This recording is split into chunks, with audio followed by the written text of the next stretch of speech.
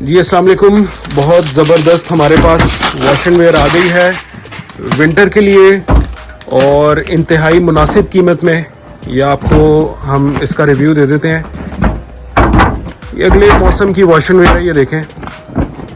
ये देखें बहुत खूबसूरत कपड़ा है यार। ये बहुत आला इसका कलर है। ये इसका एग्जैक्ट कलर है, ये आप देख सकते हैं।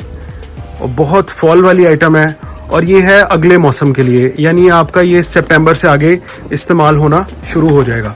ये देखें बिल्कुल रिंकल फ्री आइटम है। बहुत खूबसूरत प्रोडक्ट है ये।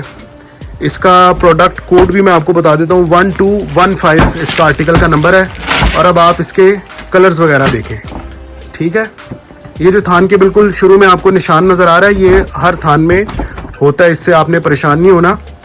ये इसकी कटिंग होती है, ठीक है। उस पर लिखा होता है कि कटिंग कितनी है इसके अंदर। ये आप देखें, पहले आपका मैरून कलर आ गया, बरगंडी मैरून, और उसके